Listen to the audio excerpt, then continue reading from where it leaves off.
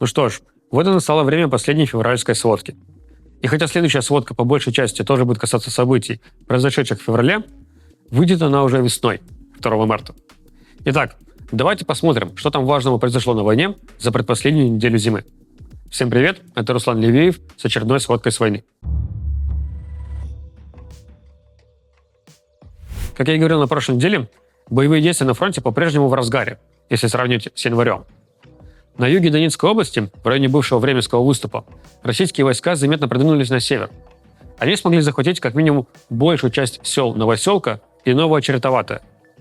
Также теперь точно можно констатировать, что остатки Кураховского кармана схлопнулись. Село Дачное и находящееся к западу от него Улаклы полностью захвачены. И вот здесь стоит отметить вот какую деталь. Есть множество исследовательских проектов, которые отслеживают изменения линии фронта на этой войне. Все эти проекты поддерживают одну из воюющих сторон. Из всех этих проектов наиболее объективным нам представляется украинский проект Deep State. Их информация каждый раз наиболее соответствует тому, что видим и мы, в результате анализа кадров боевых действий. Иногда наше мнение отличается, но чаще все же совпадает. Есть похожие пророссийские проекты, например, «Сливочный каприз» или «Дивген». Так вот, если ориентироваться на информацию проекта Deep State, то получается, при закрытии Кураховского кармана украинские войска сначала оказались в полном окружении в районе села Дачное, и только потом карман схлопнулся. А если же проследить развитие событий с точки зрения отмеченных мною пророссийских проектов, то никакого окружения не было. Поскольку эти проекты уже давно заявляли о полном захвате Дачного и района Лесополок к западу от него. Было в итоге окружение или нет, непонятно. Мы не встречали кадров с массовым взятием в плен украинских военных в этом районе или кадров попыток украинских колонн вырваться из окружения. Хотя при этом есть отдельный телеграм-канал украинских военных, который заявляет, что часть украинских солдат все же попали в окружение.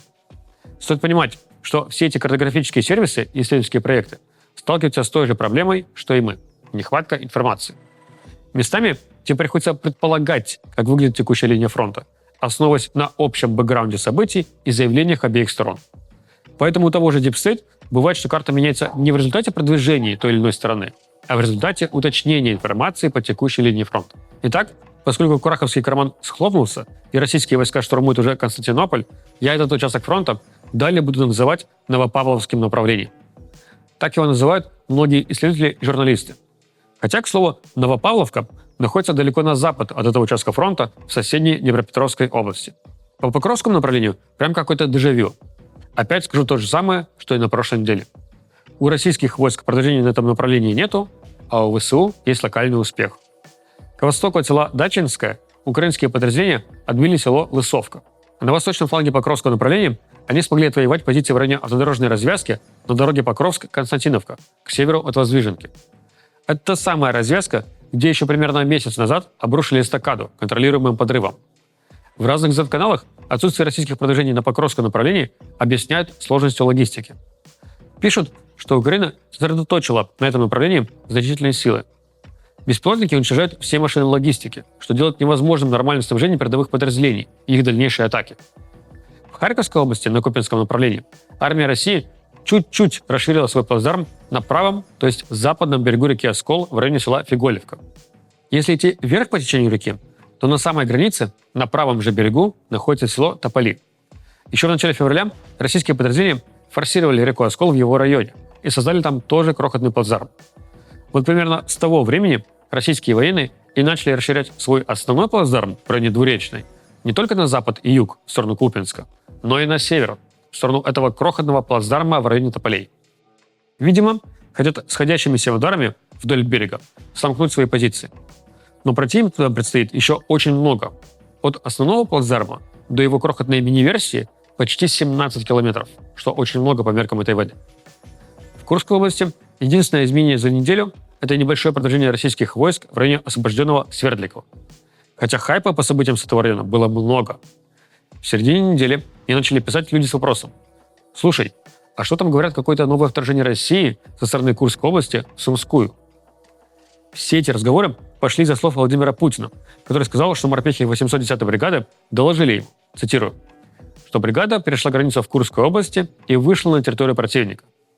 И ему вторил пророссийский военкор Котенок, который сообщил, что российские подразделения пересекли границу и начали двигаться в сторону села Новенькое Сумской области с перспективой выхода на трассу Н-07, которая является логистической артерией для украинских подразделений в Курской области и идет до Суджи.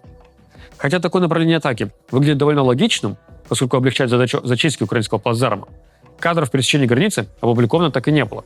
А мы же помним, что даже при Белоусове с его знаменитым «ошибаться можно, врать нельзя» российские военные не стесняются врать о своих успехах даже лично президенту. У Z-каналов даже термин специфически появился – заявление в кредит. Ну или взять территории в кредит. Это означает заявить о захвате тех территорий, которые ты еще не взял под свой контроль, но планируешь в дальнейшем захватить. И вот как бы авансом заявляешь о своем успехе. Так вот, объективных подтверждений пересечения границы не появилось. Но появилось видео попытки пересечения границы, и оно тоже не относится к заявленному Путиным и Козенком событию. Потому что Путин говорит про направление от Свердликова к Новенькому. А видео снято заметно западнее, по направлению на село Журавка. Плюс в заявлении Путина говорилось о морпехах 810-й бригады. А на видео мы видим БМД, то есть боевые машины десанта, стоящие на вооружении подразделений ВДВ.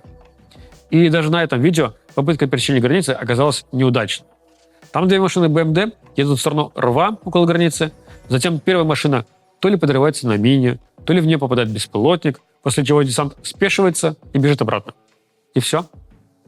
В целом, так много внимания этому заявлению было обращено исключительно из-за заявления о пересечении границы. Хотя нужно понимать, что во время войны граница воюющих стран выглядит совсем не так, как в мирное время. Это только 24 февраля 2022 года пересечение границы выглядело таким образом, что российские военные стреляли по контрольно-пропускным пунктам пограничников, таранили их и прорывались на территорию соседней страны. В военное же время граница воюющих стран и приграничная полоса шириной километров 5 – это всегда серая зона. При большом желании каждая из сторон в любой момент может послать отдельную диверсионную группу, которая быстро пересечет границу, углубится на километр 2-3 на территорию противника, снимет видео и спустя какое-то время отступит обратно. Такие обычные рейдовые действия, зато из которых выходит множество самых громких новостных заголовков о типа новом вторжении. Так что даже если в районе Свердликова пересечение границы и было, а мы этого не знаем точно, то это ничего принципиально нового не создает. Поскольку администрация Трампа теперь занимает довольно откровенно пророссийскую позицию, журналисты на этой неделе спрашивали меня, если американская администрация так и не начнет выделять новых пакетов военной помощи, то сможет ли Украина дальше вытянуть только на европейской поддержке? Если коротко, то как минимум полгода – да.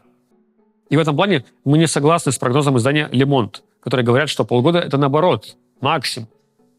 Если более детально отвечать, то сейчас по чешской инициативе по закупке боеприпасов за пределами Евросоюза есть средства и контракты, обеспечивающие поставки до апреля.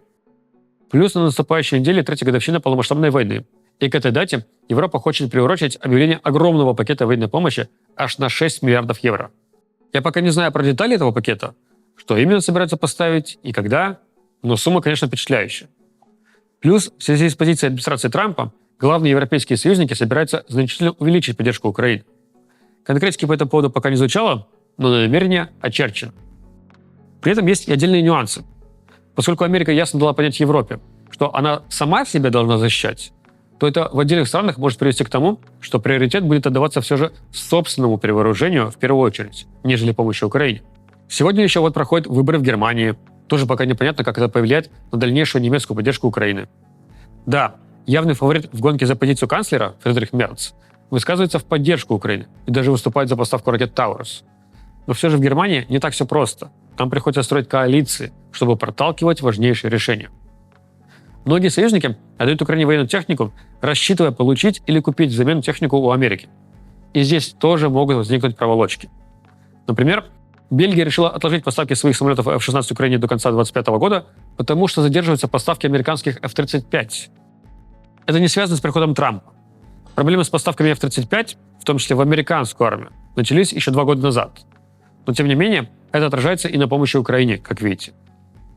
И хотя я весь прошлый год, скажем так, саркастически укалывал администрацию Байдена, говоря, что они военной помощи выделяют по 3 раза в месяц по чайной ложке, все равно в масштабе всего снабжения Украины они занимали немалую долю. Самое критичное из их поставок, пожалуй, это реактивные снаряды для «Хаймерсов». я имею в виду не только дальнобойный «Атакамс», а также зенитные ракеты для комплексов противовоздушной обороны и различные бронемашины. В условиях отсутствия американской поддержки это не приведет к обрушению линии фронта, но о планировании каких-то масштабных контрнаступлений можно точно забыть, даже если решить проблему с нехваткой личного состава. Ситуация на Покровском направлении ярко показывает всем нам, насколько беспилотники помогают сдерживать атаки противника. Я по-прежнему стою на позиции, что беспилотники не являются заменой артиллерии, не являются заменой авиации и не являются заменой бронетехники. Они являются мультипликатором сил. Одними беспилотниками территорию обратно не отвоевать. Но в какой-то степени сдерживать атаки врага они могут достаточно эффективно. При этом беспилотники сильно проще в производстве даже, чем артиллерийские снаряды. Что уж говорить про противотанковые ракетные комплексы или артиллерийские установки. Поэтому на развитие именно производства беспилотников Украине стоит сделать упор. Что, собственно, она и делает.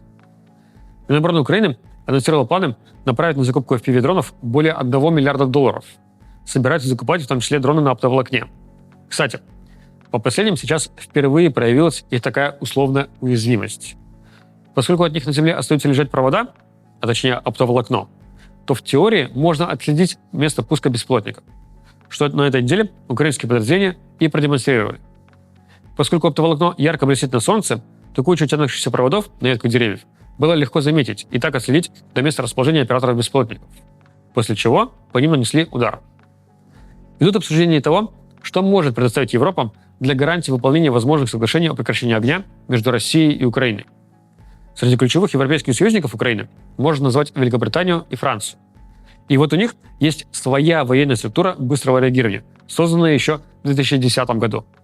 Она называется Британо-французские объединенные совместные экспедиционные силы. Это не часть НАТО и не часть Европейского Союза. Изначально это двусторонний альянс, независимый от других структур, который при этом может действовать в рамках миссий НАТО, ООН, Евросоюза или других миссий. Эта структура включает в себя сухопутные, военно-морские и воздушные силы двух стран, хотя в нее могут влиться и другие страны.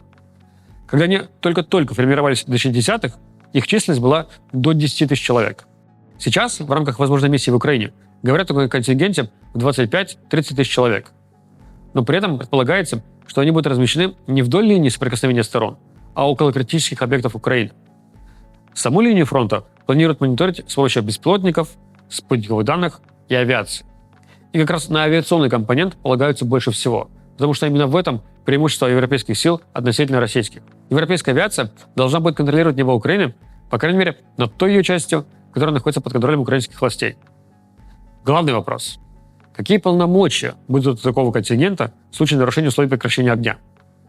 Если российские силы нанесут удар по этому контингенту, то смогут ли они ударить в ответ? Неизвестно.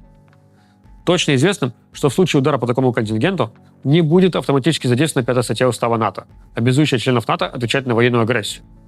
Потому что есть 6-я статья Устава НАТО, которая очерчивает географические границы действия 5-й статьи. В ней прямо сказано, что гарантии безопасности НАТО охватывают только территории стран-членов НАТО. Конечно, все еще будет зависеть от переговоров с Россией, а она выступает категорически против какого-либо размещения западных войск на территории Украины, даже в роли миротворцев.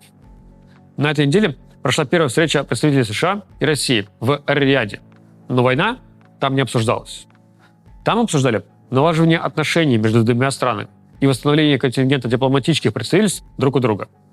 И впереди еще много раундов переговоров, и многие из них точно так же будут заканчиваться ничем. Вот такие новости у нас были на этой неделе. Увидимся с вами 2 марта. До встречи и пока.